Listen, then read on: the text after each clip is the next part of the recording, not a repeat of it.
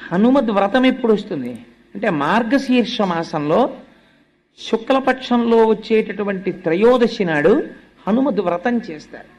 హనుమద్ వ్రతం ఎందుకు చేస్తారు? సత్యనారాయణ స్వామి వారి వ్రతం చేసినట్టు హనుమద్ వ్రతమునకు కూడా కల్పం ఏదైనా ఉందా? కల్పము అంటారు. బాగా జ్ఞాపకం పెట్టుకోండి మీరు ఆ మాట. మీరు ఎప్పుడైనా ఒక కల్పము ఉన్నదనుకోండి, కల్పము ఉంటే అది వైదికము అని గుర్తు. మీకు ఎక్కడో ఆ పద్ధతిని ఋషులు నిర్దేశించారు. ఆ ఋషులు నిర్దేశించిన పద్ధతిలో జరిగిన దానిని కల్పము అంటారు.